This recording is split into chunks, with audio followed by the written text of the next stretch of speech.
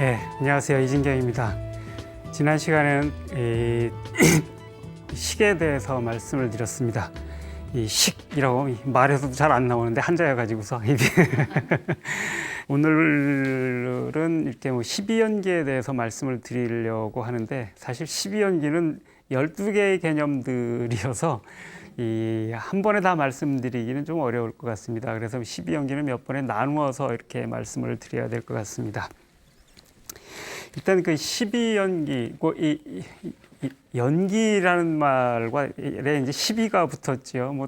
불교를 이렇게 아시는 분은 다 아시는 내용이어서 길게 설명할 게 별로 없을 것 같기는 하지만, 그래도 이제 이렇게 간단히 이렇게 말씀을 드리자면, 연기 내지는 연기법이라고 하는 것은 이것이 있음으로써 저것이 있고, 저것이 있음으로써 이것이 있다라는 말이고, 그런 점에서 어떤 것도 자신이 연하여 기대어 존재하는 조건들, 이런 것들에 따라서 존재하고, 그 조건이 달라지면 본성도 달라지게 된다, 이런 얘기지요. 근데 이제 그 12연기는 그런 연기법의 관점에서 그 세상사, 사실은 이제 세상사라고는 하지만 특히나 인간들, 인간들이 가지고 있는 고통, 이 석가모니께서 이렇게 출가할 때 그 출가의 계기가 됐던 것도 그거라고 하지 않습니까? 인간들의 삶이 이렇게 고통으로 가득한데 어떻게 하면 이 고통을 벗어날 수 있을까라는 이런 문제의식이었는데, 그 고통의 가장 중요한 이유가 되는 게 아무래도 이렇게 죽음의 고통이지요. 사람들은 종종 이렇게 자기가 죽음의 고통에서 벗어난 것처럼 이렇게 얘기를 하는 사람도 있습니다만, 그거는 자기 생각이 그런 거고, 의식이 그런 거고, 실제 우리 신체에 있는 수많은 식들, 예를 들면은 까마득한 절벽 앞에 서면은 그냥 자기도 모르게 나 무서워하지 말아야지 아무리 결심을 해도 신체가 이렇게 오그라들지요. 그거는 내 의식 이전에 세포들이 벌써 죽을지 몰라라고 하는 것 속에서 긴장을 하는 겁니다. 그런 점에서 그 죽음의 공포라고 하는 것은 우리가 생각하는 것보다 훨씬 더 이렇게 뿌리가 깊습니다. 그리고 정말 장식이라고 부르는 아주 세세한 세포들에 이르기까지 그 지점에서 발생하는 거기 때문에 그것은 끊기 어렵고 넘어서기 어렵습니다. 그래서 이제 이렇게 가끔 이렇게 그 스님들이 이렇게 과거에 어떤 분들이 이제 정말로 득도를 했는지 안 했는지 이런 것들을 이렇게 볼 때 주로 이제 그 얘기를 하시더라고요. 그 스님이 죽음의 공포를 극복했는지 안 했는지 이런 걸. 그래서 죽음의 공포를 넘어섰다 그러면 사실은 모든 집착, 그러니까 가장 근본에 있는 게 살아있는 것은 죽음에 대한 공포, 삶에 대한 집착이기 때문에 그 집착을 벗어난 것이라고 이렇게 보는 것 같습니다. 그래서 이제 이렇게 예전에 이 조론이라고 하는 책으로 유명한 승조법사라는 분이 있는데, 이분은 이제 이렇게 젊어서 20대 말에, 그러니까 20대에 이제 이렇게 일찍 공을 깨쳤고, 그래서 이렇게 구마라집이라는 그 유명한 번역자죠. 이분의 이렇게 애제자 중에 한 명이었었는데, 일찍 이제 득도를 했으나 어떻게 하다가 이제 그렇게 정치인들하고 사이가 안 좋았고 모함도 받고 등등 해가지고서 일찍 죽게 되었던 모양인데, 하여튼 죽을 때 사실 억울하게 죽는 걸 텐데, 그 죽음 앞에서 이렇게 이 사대는 원래 주인이었고 오온 역시 공이라, 그 흰 칼날에 내 목 맡기니 봄바람 베는 것 같아라라고 하는 이 임종계를 남기고 이제 죽습니다. 흰 칼날에 내 목 맡기니 봄바람 베는 것 같아라. 사실 그 봄바람이라는 게 베어봐야 무얼 베일 게 있겠느냐라는 거지요. 공하다라고 하는 것은 사실 그렇게 죽일 수도 없는 것이니, 이런 게 이제 그 죽음에 대한 공포를 넘어선 거, 이런 걸 보는 것인 셈인데, 그처럼 이렇게 그 죽음 혹은 이제 그 노사, 늙고 죽음, 이런 것이 이제 인간의 가장 중요한 고통의 원인이 되는데, 도대체 생각해 보면은 사실 전에 이제 윤회에 대해서 말씀을 드렸지만, 윤회는 우리가 죽을 수 없음, 죽지 못하는 무능력이 문제인 것이었음에도 불구하고 죽음에 대한 공포를 가지고 있고, 이런데 이 죽음이라는 게, 죽음의 공포가 도대체 어디서 연원하는지, 이런 것들을 알고 이것을 끊어버린다 하면은 죽음의 공포에서 벗어나고 그러면은 모든 고통에서 벗어날 수 있지 않을까라는 생각을 이제 하셨던 것 같습니다. 그래서 유심히 이 깨우침을 얻은 이제 관찰을 해보니 이 늙음과 죽음에 대한 두려움이 어떤 것들에서 발생하는가? 그건 살아있음에서 나오는 거지요. 그 살아있다라고 하는 것은 존재라는 것에서 그것에 연하여 그런 걸 연기적 조건으로 해서 발생하는 것이고 뭐 이런 식으로 해서 쭉 기대어 있는 조건들을 거슬러 올라가죠. 그래서 결국은 이제 어떤 이렇게 무명이라고 하는 무명이라는 것으로부터 이렇게 이 모든 고통이 이제 시작된다라고 이렇게 보시고, 그래서 이제 이 12개의 항들을 쭉 이렇게 찾아서 연관을 밝혀서 그 고통의 이유가 되는 12단계를 이렇게 쭉 밝혀서 보여준 게 이제 12연기라고 이제 얘기를 하죠. 그래서 이제 그 12연기는 보통 이제 그 순서대로 일단 써보면은 처음에 이제 근본 무명이라고 부르는 무명이 있고, 무명에 연하여 행이 있고, 그 다음에 그 행에 연하여 식이 있고, 명색, 그 식에 연하여 명색 있다라고 하는데, 뭐 이름과 물질이라는 말이지만 정신과 육체 뭐 이런 식으로 이제 보통 이제 해석을 그거를 뜻하는 말이라고 하죠. 그 다음에 육처, 6개의 이렇게 감각기관이나 감각 능력을 뜻하죠. 그리고 육처에 연하여 육처가 이제 이렇게 이 대상들과 어떤 것들과 이제 만날 때 이제 접촉이 발생하죠. 접촉이 발생, 만남이죠, 만남. 그 다음에 이제 이거는 이제 이 만남으로 인해서 발생한 감각이라든지 어떤 종류의 이런 것들을 뜻하죠. 그 다음에 이제 이게 사랑, 애증이죠, 애증이겠죠, 그죠? 그 다음에 이제 취착이라고 그러는데 가지려고 함, 뭐 이런 것이겠죠. 그 다음에 여기서 존재죠. 그 다음에 그 다음에 여기서 노사가 이걸 조건으로 해서 이게 발생한다라고 하는 이 12개의 개념들의 연쇄, 이런 걸 이제 한마디로 이제 12연기라고 이제 보통 그래서 얘기를 하죠. 그리고 이제 이건 이제 이 석가모니가 가장 일찍부터 이렇게 설하신 것이어서 이렇게 불교에서는 이제 가장 기본적인 교리 중에 하나가 이렇게 되어 있습니다. 근데 저는 이제 이걸 쭉 따라가면서 이 연쇄가 생각보다 이렇게 쉽게 납득하기가 어려웠습니다. 보통은 이제 어떻게 얘기를 하시냐면 전체를 요약을 하면서 결국 노사에 대한 두려움이라는 것은 무지를 뜻하는 거죠, 그죠? 두려워할 게 없는데 두려워하는 그런 거라는 면에서 무지입니다, 무지.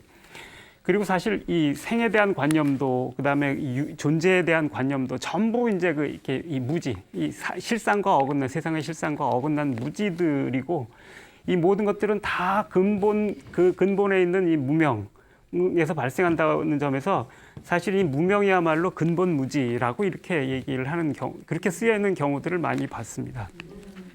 그런 점에서 보면 사실은 이건 이 노사에 대한 이렇게 고통이라고 하는 무지를 원래 이제 이게 어떻게 발생하는가를 설명해 주려는 일종의 계보학 같은 것을 시도하는 셈인데, 이런 것들의 원인이 쭉 가보니까 무명이라고 부르는 무지에서 기인하더라라고 이렇게 얘기를 하는 셈입니다.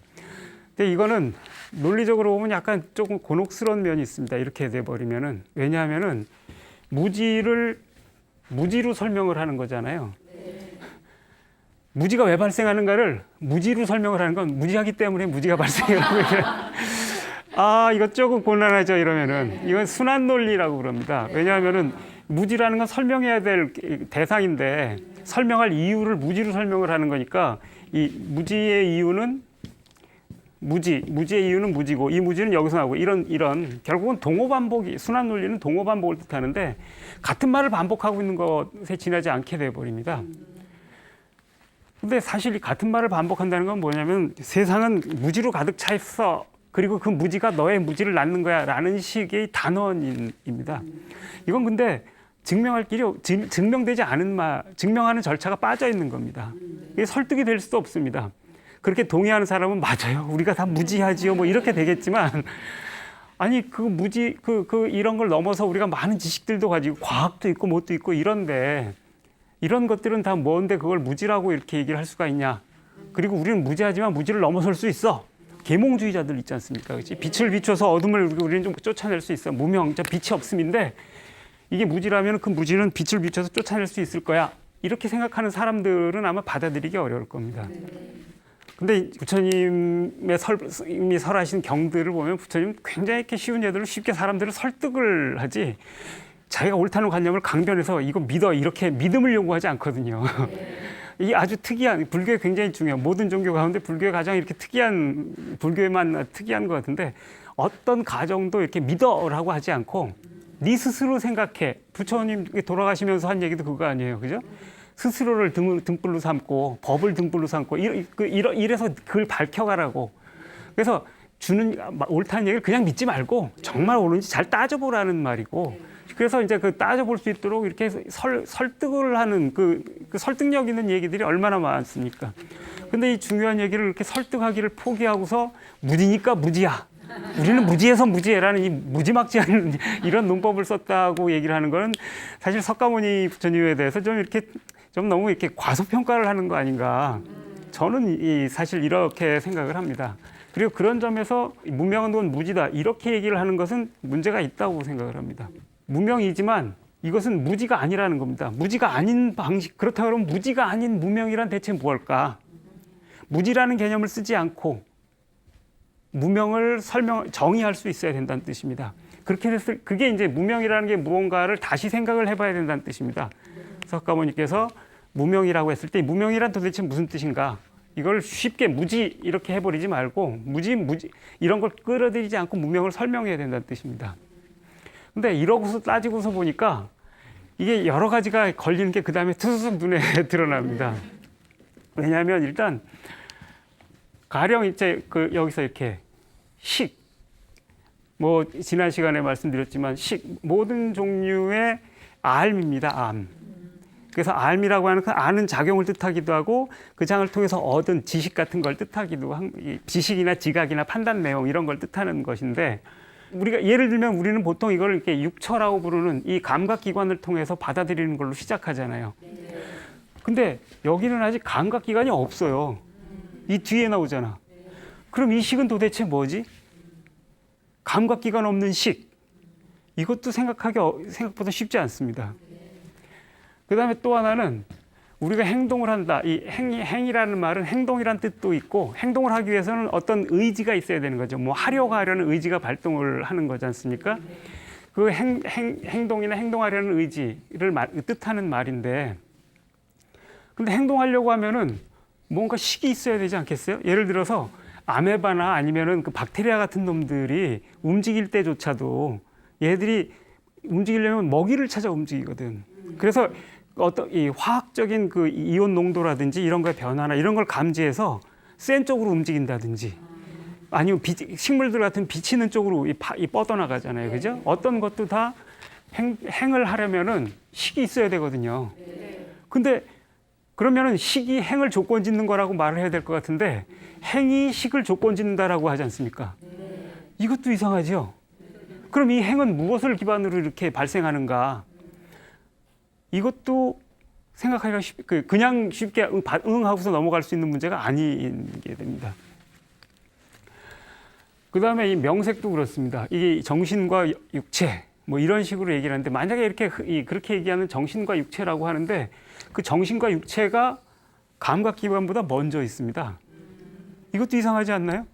왜냐하면 정신이라고 하는 것은 서양 철학에서도 심지어 감각기관들을 아래로 부리면서 자기 휘하에 두면서 그것들을 다 통합했을 때 정신이라고 그러는데 그런 게 아니라면은 이런 육체나 이런 감각기관보다 먼저 존재하는 영혼 같은 실체가 있다고 가정한다면 모르겠는데 아니 불교에서는 모든 종류의 실체를 부정을 하잖아요, 그죠? 그 영혼이라는 이런 거랑 상무관한 실체를 따로 가정하면 그건 불교가 아니거든요. 그러니까 이 명색이라는 게 육처 앞에 있다라는 것도 왜 이렇게 왜 이렇게 말씀하셨을까? 이것도 이렇게 생각을 해봐야 되는 겁니다. 그 다음에 이제 그렇게 여기서 이 감각기관이 만남이 발생해서 수라는 일종의 식이 감각적 인식이 발생하는 겁니다. 혹은 어떤 느낌이 발생한 겁니다. 근데 이런 게 감각적 인식이라 그러면 사실 여기 식이 있잖아요. 그러면 여기 또 나왔어. 그런 거 아닌가? 이것도 이상하죠? 이것도 아주 12개, 그 수많은 것 중에 12개만 딱 골랐는데 거기에 2번 얘기를 한다는 것도 조금 이 부처님답지 않은 거죠. 그러니까 이것도 그냥 이런 종류의 식하고는 조금 다른 뜻이겠구나라고 생각을 해야 된다는 겁니다. 그 다음에 하나하나도 있지만 가령 이렇게 이런 무지가 발생을 할 때 무지의 가장 큰 이유가 이 불교에서 가르치는 게 뭡니까? 아상이잖아요, 아상. 내가 있고 이 모든 게 나의 생각이고 나의 것이고 내가 있다라는 이런 것이 무지의 중요한 이유인데, 그래서 무아가 삼법인 가운데 가장 중요한 것 중에 하나로 이렇게 꽂혀 있는데, 삼법인으로서 무아가 일단 무아가 있으려면 이 무지의 아라는 게 있어야 될 거 아니야. 그죠? 나라는 게 있어야 되는데 나가 없어. 그죠? 나가 없어요. 이게 나라는 건 도대체 어디 있는 거지 그러면? 없어도 되는 건가? 그러면은 삼법인 얘기하면서 아상이 그렇게 중요하다라고 말할 이유도 없었을 것 같은데, 그게 아니라면 어디 숨어 있을까? 어디 숨어 있는 거 아닐까? 이런 것도 생각을 해봐야 됩니다. 그러지 않으면은 사실 무아 얘기했던 거랑 이거랑 너무나 이렇게 동떨어져 버리기 때문에 그렇습니다. 그런 점에서 이 12연기라고 하는 게 그냥 이 무명행식 명세 이렇게 쭉 읊어대서 이렇게 말씀하셨어. 이렇게 해버리면 사실은 많은 것들을 짊묻지 않은 채 넘어가는 것이 되어버리는 것 같습니다. 그리고 저는 그 점에서 많은 사람 너무나 쉽게 부처님이 가르침이니까 라고 그냥 받고 넘어가는데, 그렇게 되어버렸을 땐 12연기가 하는 의미라든지 그 말에 담겨진 것들은 하나도 사실은 이해하지 못하거나 받아들이지 못한 채 다 그렇게 흘려보내는 거, 안다라는 생각 속에서 흘려보내는 게 돼버리는 게 아닌가 생각을 합니다. 그리고 그 점에서 이렇게 12연기를 무명에서부터 하나하나 이렇게 좀 꼼꼼하게 따져보는 게 좋겠다. 여태까지 많이 본 건 아니지만 그래도 어쨌든 꽤 이렇게 본다고 봤지만 12연기의 저 개념 하나하나를 천착한 경우는 제가 아직 본 적이 없었어요. 그래서 이건 좀 한번 해봐야 되겠다. 그리고 그래서 이제 제 말이 다 맞을 수는 없겠지만 어쨌든 이렇게 이런 난점들을 보면서 이걸 어떻게 해석할까를 제안을 했을 때 이거에 대해서 조금 더 이렇게 진전된 얘기가 나올 수 있지 않을까 하는 이런 생각에서 이걸 좀 이렇게 세세하게 검토해 보려고 합니다. 그 중에 이제 제일 먼저 따져봐야 될 게 바로 이 무명입니다. 아까 말씀드릴 때 제일 먼저 시작을 했지만, 무명이라는 개념을 그냥 다들 무명이니까 없을 무자에 밝을 명자 아닙니까? 빛이 없음, 밝음 없음, 어둠 속에 있음 이런 뜻이고, 어둠 속에 있다라는 건 통상적으로 알지 못함이고 무지고 이런 것으로 얘기를 하니까 쉽게 무지라고 이렇게 얘기를 했던 거였겠죠. 근데 이거를 무지라는 개념을 끌어들이지 않고 무지와 동일시하지 않고 무명을 정의를 해야 됩니다. 그리고 이게 가장 먼저 있는 것이어서 이걸 어떻게 정의하는가라고 하는 게 12연기를 이해하는 데도 굉장히 이렇게 중요하다라고 말씀을 드릴 수 있습니다. 그렇다 그러면 어떻게 볼 건가? 이거는 보통은 이제 무지라는 게 세상의 실상을 오해하게 하는 어떤 종류의 이렇게 이 상태 이런 건데, 흔히 쉽게는 이제 어떤 지식이 없을 무자에 알지자니까 알지 못함이고, 그죠? 알지 못함이니까 지식이 없음, 인식이 없음, 생각이 없음 이런 거라고 보통 이해를 하는데, 그렇지 않습니다. 오히려 이 무지는 지에서 나옵니다. 지. 어떤 지인가? 나는 이렇게 생각하고 있어. 이렇게 생각하는 건 나야. 이렇게 느끼는 건 나야라고 하는 것도 하나의 알미지요. 자기가 갖고 있는 지식입니다. 세상은 이런 거야.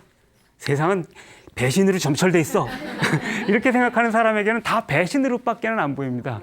이렇게 되면은 다른 것들이 안 보이지요.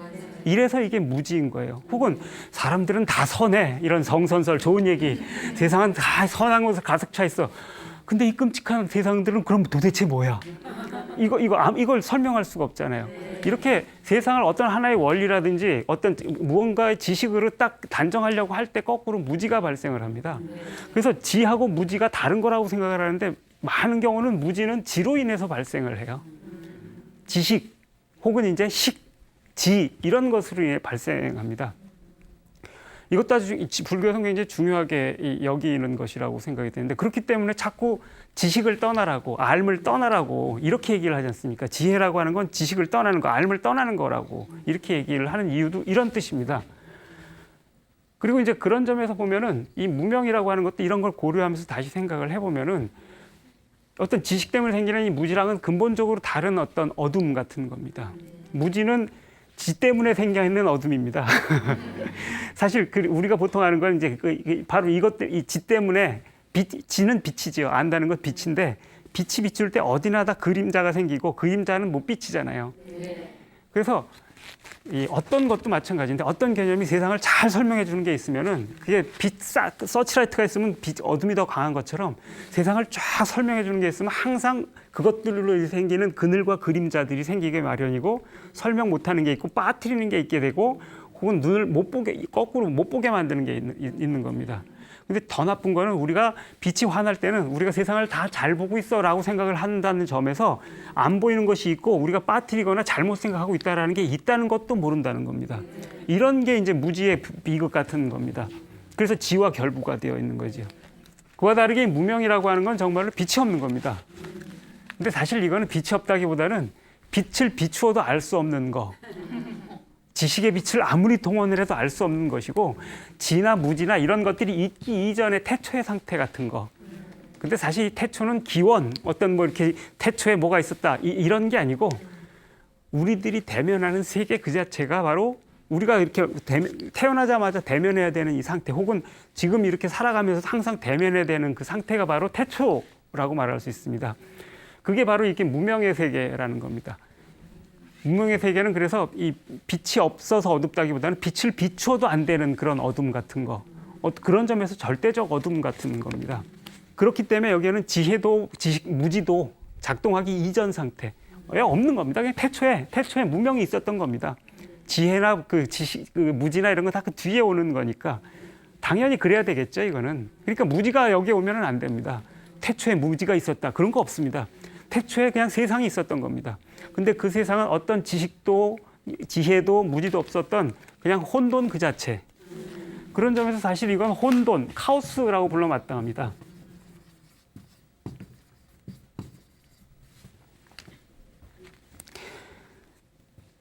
그래서 이제 이 장자, 이런 거는 이제 이 장자에서도 이렇게 이런 언급이 나오는데, 장자에 보면은 이 혼돈이라는 얘기를 두세 번나 하는데, 거기 혼돈에 대해서 얘기를 하면서 있다고도 할 수 없고 이름 붙일 수도 없는 존재. 있지만 있다 없다 얘기를 할 수도 없고 어떤지 모르니까, 그리고 뭐라고 하나의 이름을 붙일 수도 없는 세계. 그래서 요요라고 어지러울 요자를 두 번 써가지고서 그냥 그저 어지러움만 있는 그런 세상을 이제 혼돈이라고, 이렇게 혼돈이라는 말보다 이제 이렇게 요요라는 말로 이렇게 표현하는데, 그런 세상입니다. 이거를 이제 석가모니의 말씀으로 이렇게 딱 바꾸면은 재행무상의 세계입니다. 재행무상, 이 무상한 세계.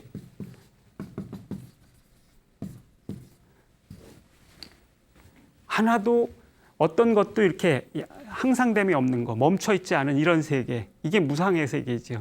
그래서 재행무상, 사실 여기서부터 시작을 하지 않습니까, 그죠? 이 재행무상, 이 무상한 세계를 보는 것이 이 세계를 보는 지혜의 첫 걸음입니다. 그 말은 세상이 이렇게 무상하다라는 것들을 받아들이는 건데, 바로 이 무상한 세계가 이 무명의 세계라는 겁니다.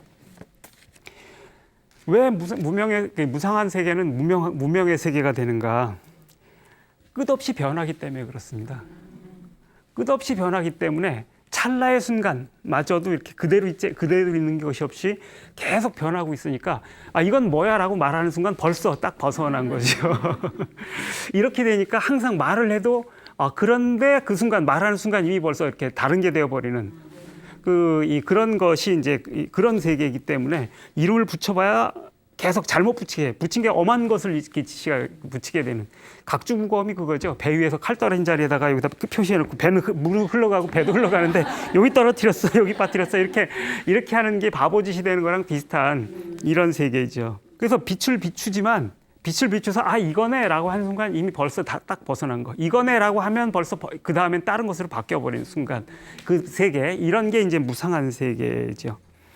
그리고 그렇기 때문에 사실은 이 무상한 세계는 어둠이라고는 하지만 실제로는 우리가 생각하는 그 까만 세계 아무것도 안 보이는 이런 거라기보다는 다 있는 대로 까놓은 겁니다. 있는 대로 보라고 다 까놓고 눈에 다 보이는데 다 까놔도 안 보이는 거. 이런 게 이제 무명의 세계라고 할 수 있습니다. 사실 그런 점에서 이 세상은 비밀로 가득 차 있습니다. 근데 이제 그 장자도 그런 얘기를 한 적이 있는데 비밀이라고 했을 때 보통 우리는 뭔가 감춰놓은 비밀 이런 걸 얘기를 하는데 뭔가를 감춰놔서 우리가 그걸 찾아야 되는 거를 이렇게 비밀이라고 생각하는데 그런 건 아주 작은 비밀이라는 겁니다. 최고의 비밀은 뭔가 다 까놨는데 아무도 못 알아보는 거. 이게 최고의 비밀이죠. 감춰서 아는 것 같으면 누구든지 누가 어떻게든 찾아내거든요. 근데 다 깠는데 모르는 거. 이런 거는 누구도 못 찾는 거. 이게 지고의 비밀, 이게 절대적 비밀 같은 거라고 할 수 있고 장자는 이제 천하에 천하를 감춘다 뭐 이런 표현을 쓰기도 합니다만 다 드러냈으나 보이지 않는 거. 근데 사실 재행무상의 세계가 그렇습니다. 무상하다는 말 말고는 할 수 있는 게 없는 겁니다. 계속 말하면 벗어나 버리기 때문에 그래서 이 세상이 어떤가 실상을 알려줘. 그래 알려주려고 하는데 계속 말할 수 없게 되는 거. 그런 점에서 이제 불가능성의 세계 뭐 이런 거라고 얘기를 할 수도 있습니다. 이런 이 비밀로 가득 찬 세계, 그게 바로 이제 무명의 세계라고 얘기를 할 수 있는데 이건 사실 뭐 이렇게 그렇게 얘기를 하면 그렇지라고는 하는데 이건 실감하기가 어렵습니다. 왜냐하면 이렇게 말하는 순간 여러분 저를 보면서 그래 말은 하지만 내 앞에는 누가 있고 그 사람은 지금 당신은 지금 뭘 하고 있고 이렇게 보이지 않습니까? 그렇기 때문에 무상하다는 걸 실감하기는 어렵습니다. 근데 이제 한번 이렇게 그래서 그것도 따져봐야 되는데 예를 들면 이제 여러분이 이렇게 잠들었을 때를 이렇게 막 움직일 때는 그래도 움직이지 않냐라고 말을 할 수 있으니까. 근데 이 눈에 보이는 움직임을 가지고 이렇게 무상하다라고 말을 하면 그건 정말 유치해집니다. 오히려 움직이지 않는데도 끝없이 변하는 거 이런 것들을 볼 수 있을 때 우리는 무상함을 본다라고 말할 수 있습니다. 그래서 그냥 곱게 잠들어 있는 어떤 분을 한번 생각을 해보시죠. 그 곱게 잠들어 있는 그 멀뚱한 신체 안에 잠들어 있지만 그 신체 안에서 심장이나 폐나 위장이나 얘들이 다 혈관이나 간장이나 얘들이 다 같이 자고 있으면 죽은 겁니다. 그럴 리 없습니다. 잠들어 있다라고 하는 거는 움직이지 않고 있는 신체 안에 무언가 각 기관들이 다 지 맘대로 자기 리듬대로 움직이고 있는 겁니다. 그죠? 그렇게 움직이고 있는 겁니다.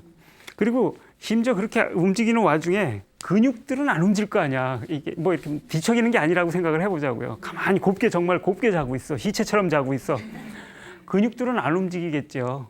그런데 그럼에도 불구하고 그 안 움직이는 근육을 다시 잡아서 또 이렇게 유심히 보면은 그 근육 안에 있는 세포들은 계속 활동을 하고 있어요. 일단 혈액이 오는 혈액들로부터 계속 산소하고 그 영양소를 이렇게 자기가 끄집어내고 내지 않으면 얘 죽어요. 이 세포들은. 그 다음에 여기다가 하면서 자기가 쓴 것들은 배설해야 되잖아. 배설해서 저기 그 신장으로 보내가지고서 이렇게 내보내야 되잖아. 그거 계속 쉴 새 없이 이거 하고 있죠. 그래서 이 근육은 안 움직이지만 근육에 있는 세포들은 하나도 빠짐없이 다 부지런히 움직이고 있어요.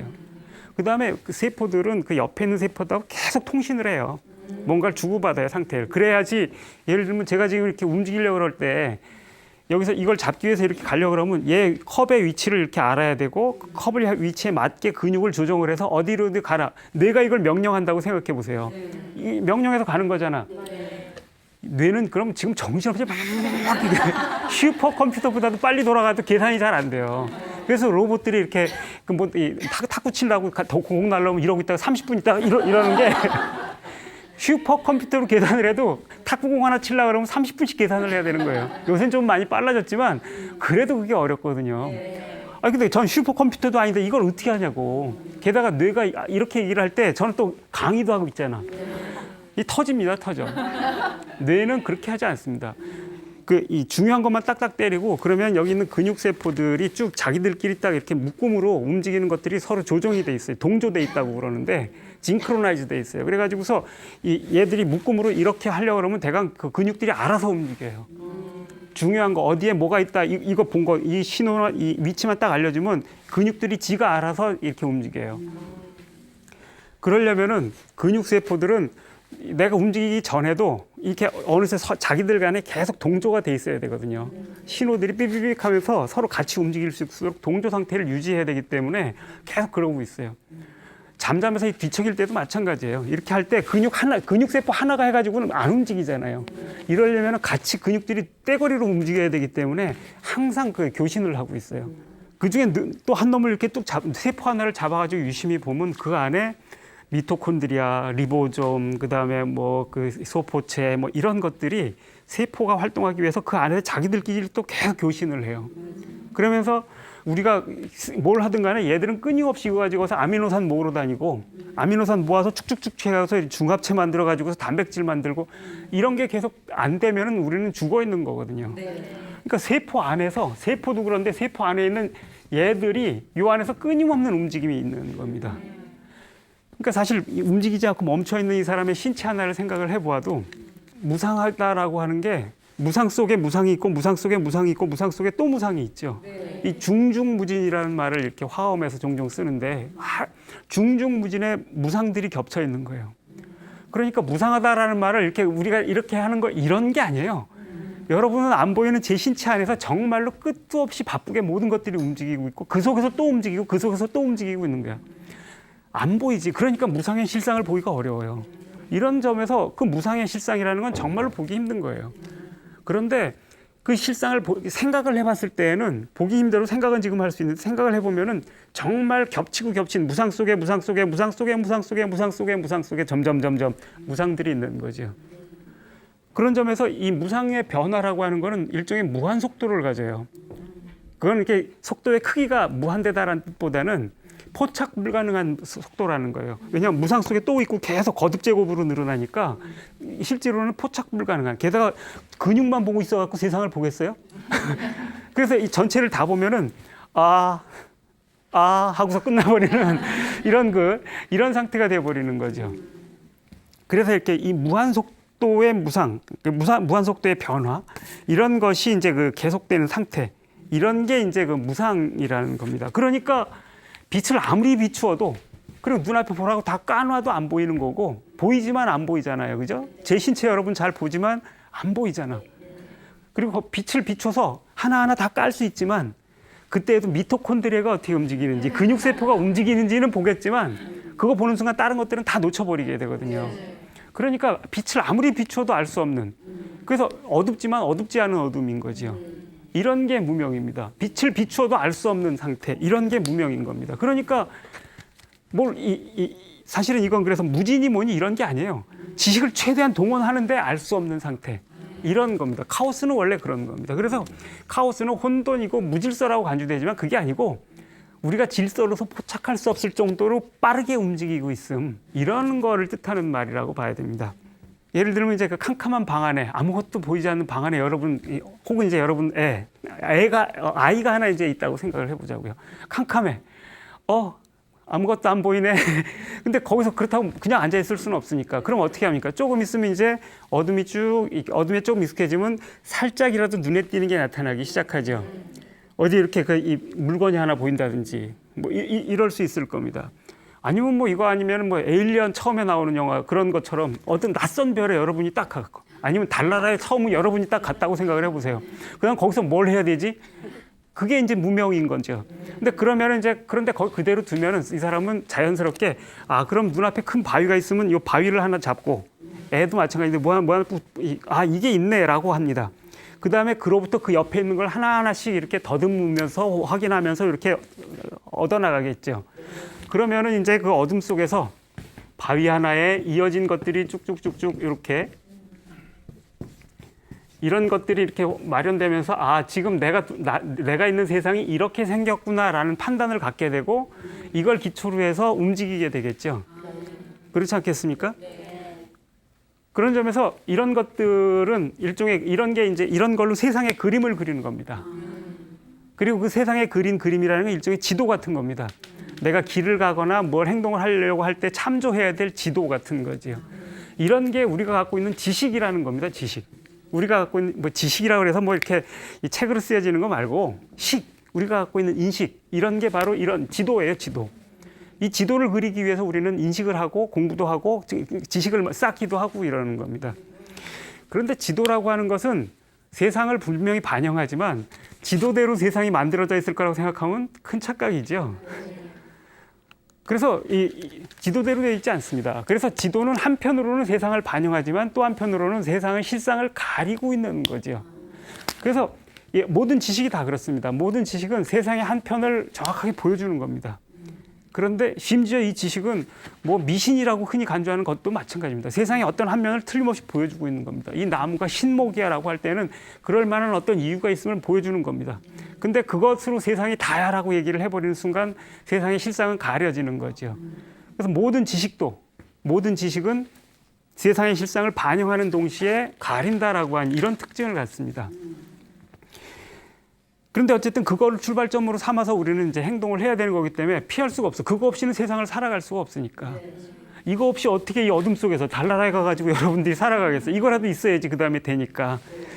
그런데 이제 그 중요한 것은 우리가 이제 이렇게 무지와 지혜를 이렇게 나눌 때 무지와 지혜는 무지는 거짓된 지식을 뜻하고 거짓된 인식이나 잘못된 인식을 뜻하고 지혜는 올바른 인식을 뜻한다. 그렇게 얘기를 하면 지혜는 있을 수가 없어요. 무상한 세계에서 어떻게 지혜가 있을 수가 있어요. 그리고 무지도 너무 과소평가하는 거예요. 이건 세상의 실상을 정확하게 반영하지 않지만 그래도 무언가 하나 반영하는 게 있거든. 하나의 진실을 갖고 있거든 최소한. 이렇다라고 하면 무지도 너무 졸로 보면 안 되는 거예요. 더구나 그거 굉장히 유용해서 없으면 안 되는 거거든. 그래서 지식이나 무지라는 거는 어떤 인식이나 지식의 상태를 판단하는 게 아니에요. 무지라고 하는 것은 오히려 이런 내가 갖고 있는 인식이나 지식이나 이런 것이 지금 세상의 실상과 일치한다라고 하는 이런 태도가 무지지요. 각 배 위에다가 요거 놓고 여기에 확실하게 있을 거야라고 믿으면은 그게 무지인 거죠. 지혜는 무언가 거꾸로 이게 필요해서 내가 이걸 갖고는 있지만 세상은 어느새 이거랑 좀 달라져 있어 라고 하는 것을 받아들일 때 그렇기 때문에 내가 이걸 유용하긴 하지만 이걸 맞다고 생각해서 그것만 따라가면 안 돼. 변하는 세계에 맞춰서 이걸 바꿔가려고 하지 않으면 안 돼라고 하는 게 지혜라고 말할 수 있겠죠. 그래서 무지와 지혜는 태도에 관한 거지 갖고 있는 지식의 내용과 관련된 게 아닙니다.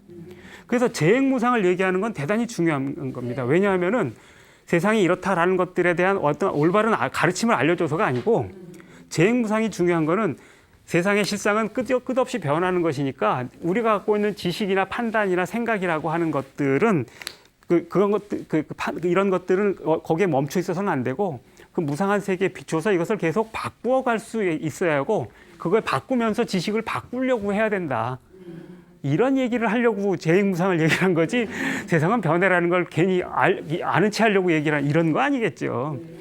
그런 점에서 지혜는 바로 이 무상한 무명의 세계. 무명은 그래서 지혜의 조건이기도 한 거예요. 왜냐하면 그거에 살아가기 위한 올바른 태도가 지혜니까. 그래서 이 무명한 세계와 우리가 갖고 있는 지식과의 그 간극 사이에서 여기에다가 이걸 맞추려고 하는 거. 그래서 이걸 향해서 이걸 계속 바꿔가려고 하는 게 지혜라면 여기다가 이게 맞다라고 생각을 해버리는 게 무지라는 겁니다.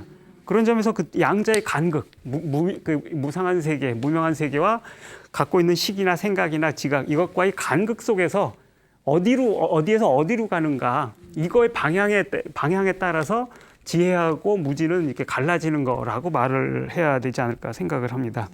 뭐 아까 장자 얘기를 했지만 장자의 또 혼돈에 대한 유명한 얘기가 하나 나오죠. 그래서 이제 거기 보면은 이 남해 임금이 있고 북해 임금이 나오고 중앙의 임금을 혼돈이라고 하는데 남해 임금은 숙, 북해 임금은 홀, 중앙의 임금은 혼돈이라고 이렇게 얘기를 하는데 이렇게 이 혼돈과 이렇게 더불어 놀다가 이렇게 이 덕에 혼돈이란 그 임금의 그 덕에 감사하는 뜻에서 우리들은 보면 7개의 구멍이 다 있는데 얘는 구멍이 하나도 없어. 그래가지고 얘한테 좀 구멍을 뚫어줘 그래서 7개 구멍을 뚫어줬더니 혼돈이 죽어버렸다라고 하는 아주 이렇게 뭐 인상적인 얘기, 잘 알려진 얘기죠. 이런 얘기가 나옵니다.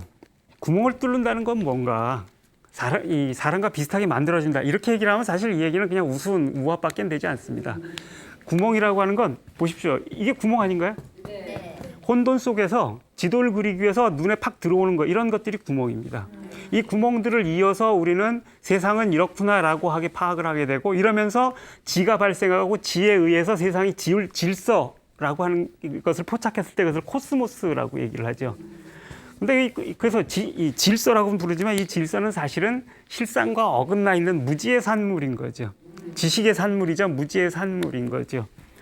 그리고 이렇게 구멍을 뚫어져 버렸을 때 우리는 이 혼돈을 더 이상 보지 않고 코스모스로 파악된 이런 것들만 보게 되는 거죠. 그렇게 되면 사실은 무명의 세계, 이렇게 끝없는 재행무상의 세계들은 잊혀져 버리고 망실되어 버리게 됩니다. 이런 게 이제 혼돈이 죽었다라고 하는 얘기일 겁니다. 그래서 7개의 구멍을 뚫어줬다. 혼돈을 파악하기 위해서 이거 이렇게 해서 몇 개의 핵심을 딱 포착을 했더니 혼돈은 죽어버렸던 것. 코스모스가 대신 생긴 거죠. 사실은 그게 우리가 지식이라는 걸로 하는 것들입니다. 근데 이제 거기서 바로 그렇기 때문에 혼돈 그대로 둘 수는 없지만 그 혼돈을 향해서 내가 갖고 있는 것들을 계속 바꿔갈 생각을 하지 않으면 우리가 뚫어놓은 구멍 속에 빠져가지고서 허우적대게 된다. 어쨌든 이제 그런 점에서 이 무명이라고 하는 것은 아까 처음에 말씀드린 대로 다시 돌아가서 얘기를 해보면은 무지를 뜻하는 것도 아니고 무지가 만들어내는 것도 아닙니다. 이 무지와 같은 것도 아닙니다. 그것은 사실은 무지 이런 것들이 생겨나기 전에 우리에게 주어지는 것, 우리가 살아야 될 환경이고 세상 그 자체 이거인 거죠. 그래서 이제 그렇기 때문에 가장 먼저 오는 겁니다. 이건 지무지랑 상관없이 오는 거고 그 다음에 이것들에 대해서 어떻게 우리가 대처하면서 살아갈 것인가 그 과정이 이 뒤에 있습니다. 이제 그거에 대한 얘기는 다음번에 이어서 해야 될 것 같습니다. 자, 오늘은 여기까지 하겠습니다. 감사합니다.